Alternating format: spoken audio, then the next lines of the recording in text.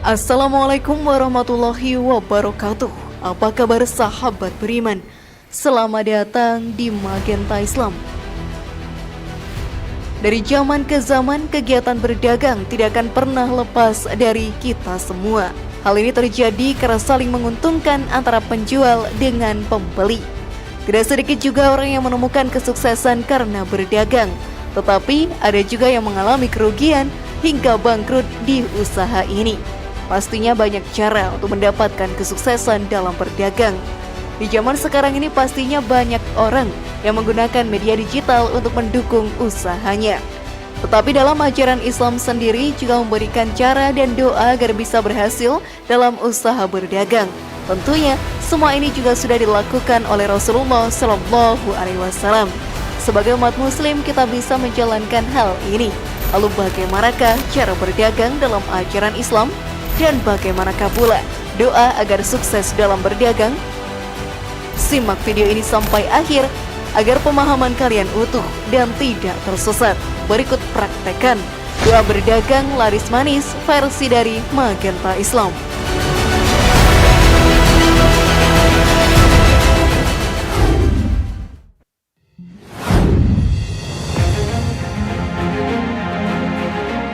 Inilah doa agar dagangan laris manis.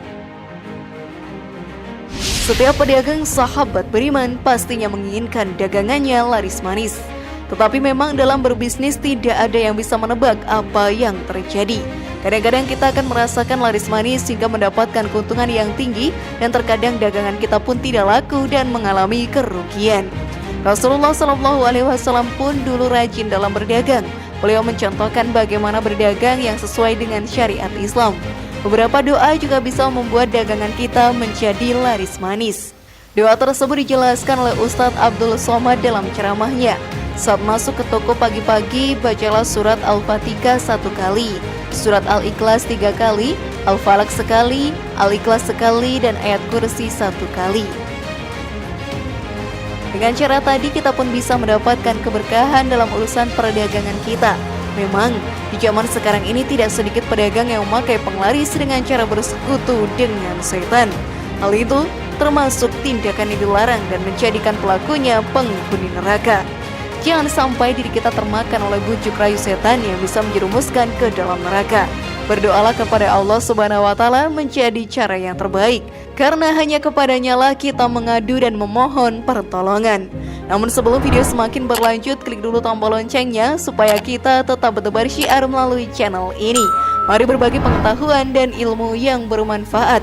Amin ya robbal alamin.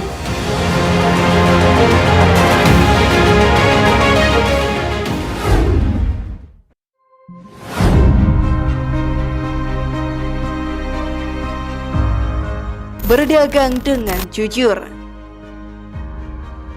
Dalam hidup ini, kita memang harus menjadi pribadi yang jujur. Banyak sekali keuntungan berbuat jujur. Selain mendapatkan pahala yang akan menjadi bekal di akhirat nanti, kita juga akan mendapat kepercayaan banyak orang. Tentunya kepercayaan yang diberikan orang lain kepada kita menjadi hal yang berharga dalam kehidupan ini. Dalam berdagang pun kita harus berbuat jujur. Kepada setiap pelanggan tidak ada alasan untuk menipu mereka. Walaupun dengan iming-iming keuntungan yang melimpah bukan menjadi alasan untuk melakukan penipuan terhadap pelanggan. Saat berbuat jujur, kepercayaan pelanggan akan bisa didapatkan dan mereka pun akan senang belanja di toko yang kita punya. Rasulullah SAW pun sangat jujur dalam berdagang. Dalam hadis pun dianjurkan untuk kita berbuat jujur dalam berdagang. Sesungguhnya para pedagang atau pengusaha akan dibangkitkan pada hari kiamat sebagai para penjahat, kecuali pedagang yang bertakwa kepada Allah, berbuat baik dan jujur. Hadis riwayat Tirmizi. Surga pun akan terbuka untuk umat yang jujur. Tidak akan ada satupun pendusta yang bisa masuk ke dalam surga. Memang setan akan selalu menggoda kita untuk berbuat bohong, namun kita harus kuatkan hati untuk tidak melakukannya.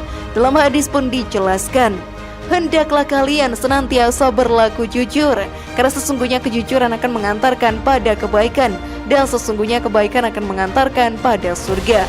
Jika seseorang senantiasa berlaku jujur dan berusaha untuk jujur, maka dia akan dicatat di sisi Allah sebagai orang yang jujur. hati-hatilah kalian dari berbuat dusta, karena sesungguhnya dusta akan mengantarkan kepada kejahatan dan kejahatan akan mengantarkan pada neraka. Jika seseorang suka berdusta dan berupaya untuk berdusta, maka ia akan dicatat di sisi Allah sebagai pendusta. Hadis riwayat Muslim nomor 2607. Sungguh indah bukan jika kita berbuat jujur, sahabat beriman?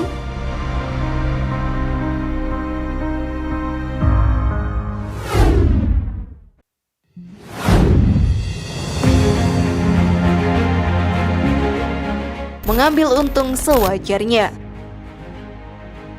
Memang dalam berdagang kita mengharapkan keuntungan yang besar. Dengan begitu usaha kita akan terus berkembang dan kesuksesan akan kita raih.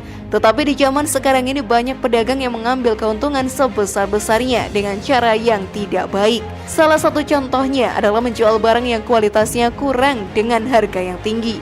Tentunya dalam ajaran Islam hal ini tidaklah boleh dilakukan, karena berdagang pada dasarnya adalah kegiatan yang harus menguntungkan kedua pihak. Rasulullah SAW sendiri mencontohkan untuk mengambil untung seperlunya saja, karena berkah dari Allah Subhanahu wa Ta'ala adalah keuntungan yang sesungguhnya dari berdagang. Jika kita melakukan segala cara untuk mendapatkan keuntungan, maka diri kita bisa jadi penghuni neraka di akhirat nantinya. Dalam Al-Quran juga menganjurkan untuk mengambil untung sewajarnya. Barang siapa yang menghendaki keuntungan akhirat, akan kami tambahkan keuntungan itu baginya. Dan barang siapa yang menghendaki keuntungan dunia, kami berikan kepadanya sebagian dari keuntungan dunia dan tidak ada baginya suatu kebahagiaan pun di akhirat. Quran Surat Asy-Syura ayat 20. Memang setan pasti selalu merayu para pedagang dengan keuntungan yang besar. Namun keberkahan Allah Subhanahu wa Ta'ala selalu lebih berharga dari keuntungan di dunia yang hanya sesaat saja. Dengan mengikuti cara Rasulullah SAW sedikit demi sedikit, usaha dagang kita akan berkembang. Jika kita mengikuti cara setan yang mengutamakan keuntungan dengan segala cara, pada akhirnya nanti usaha kita pun akan mengalami bangkrut dan mendapatkan azab di akhirat nantinya.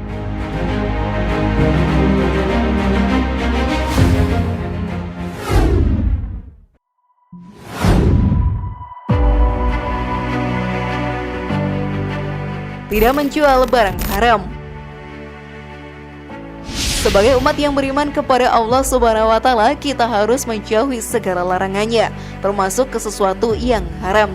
Kita dianjurkan untuk tidak mendekatinya. Hal ini untuk menjauhkan diri kita dari perbuatan dosa yang bisa menjerumuskan kita ke dalam api neraka. Dalam berdagang pun kita harus menjual barang-barang yang halal. Tentunya dengan menjual barang halal, kita juga akan mendapatkan rezeki yang halal pula. Hal ini pun dijelaskan dalam hadis. Sesungguhnya Allah jika mengharamkan atas suatu kaum memakan sesuatu, maka diharamkan pula hasil penjualannya. Hadis riwayat Abu Daud dan Ahmad. Jika kita memaksakan untuk menjual barang yang haram, sahabat beriman, bukan tidak mungkin jadi kita mendapatkan hukuman di dunia dan di akhirat nantinya. Karena di negara kita ada beberapa barang yang memang dilarang untuk diperjualbelikan. Bagi para pedagang yang masih menjualnya bisa mendapatkan tindakan pidana. Neraka pun akan menjadi tempat bagi penjual yang memperjualbelikan sesuatu yang haram itu. Azab yang amat pedih pun akan dirasakan di neraka nanti. Lantas sudah siapkah kalian?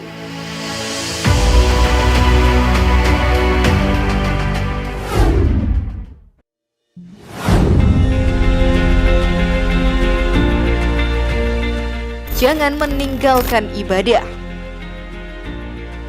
Sesibuk apapun kegiatan kita, tetapkanlah diri untuk tidak meninggalkan ibadahmu.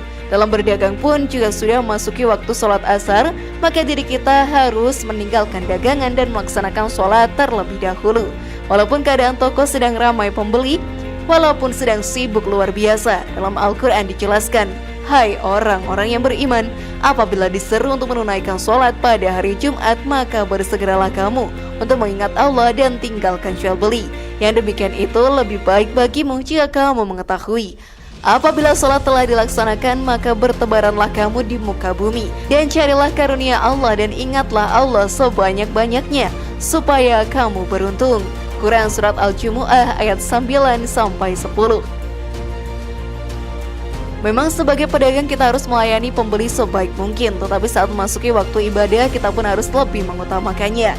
Karena kita harus menghadap kepada Allah Ta'ala. Keberkahan pun akan kita dapatkan jika kita selalu menunaikan ibadah kepadanya.